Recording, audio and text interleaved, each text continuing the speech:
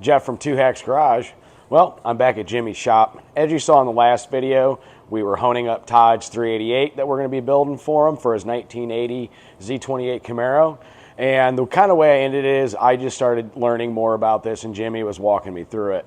But what I didn't show is we ended up having a little bit of a failure with the machine. Wiring, switch, you know what we ended up doing? We got a new switch for that. So in this video, we're actually going to finish up the last couple cylinders on this. I'm just going to put that on time lapse since we already walked you through that. But what we are going to do is we're going to show you the last pieces of prep that we're going to do before we actually put it in the hot tank. There's a couple other odds and ends we do with the engine block itself after honing to get it prepped. Final kind of small machining work before it goes in that hot tank to get finalized, cleaned, so we can start assembling this. But in the meantime, while I was out, Jimmy did actually order a factory pump rebuild kit, and he got that taken care of, and it flows a whole lot more lubricant oil for these stones. So what we're going to do today is we're going to go ahead and we're going to go through that. We got work to do. So I tell you what, guys, I'll see you soon.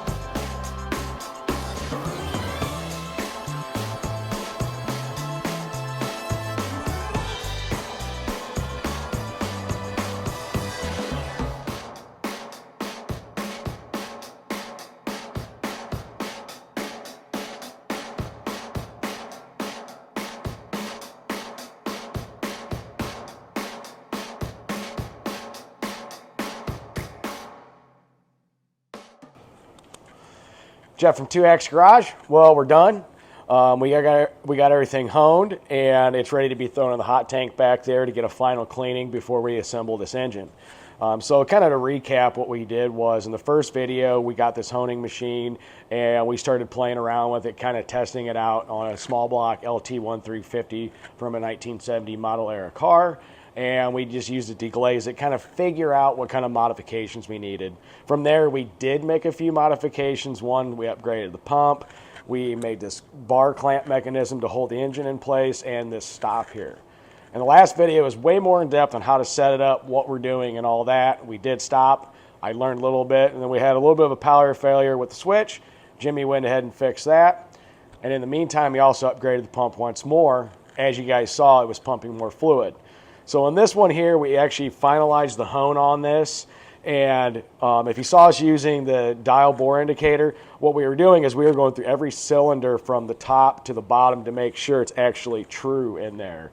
And we went back and did one final really minor hone on that. And every single cylinder is the same now in diameter from the top to the bottom. And we took like 4 different measurements in there, kind of like 25% if you want to call it, at each point in there, and made sure everything was true. Then what you guys did see is we did take a dingle ball hone in there. And what we did was when you're using these stones and you cut that cylinder, it might create some little small burrs in there. What we did is you just go through there lightly, cleans that up, made sure it was lubricated. However, you can still feel it in here, that 45-degree cross hatching, which you need for these rings to seat. So it is ready to go. I'm going to throw some pictures in right after this showing you kind of the cross hatching in there, what it looks like. So yeah, that's it on this one. We're going to let it drip dry. It's going to get put in the hot tank, so this 388 cubic inch small block Chevy can be built and be put in Todd's 1980 Z28. Pretty soon, probably in the next couple weeks, I'll actually be at Todd's. I'm going to help him yank the old engine and transmission so he can clean up the engine bay, get it all cleaned up, repainted, redo some stuff. I'm going to take his transmission to a friend's so they can get rebuilt. So when the engine's done, the transmission's done, the engine bay will be done, we can mate it all together. And around that time, you know, the weather might be turning and Todd probably be out and get out to enjoy that. So with that, guys, we will see you tomorrow. Later.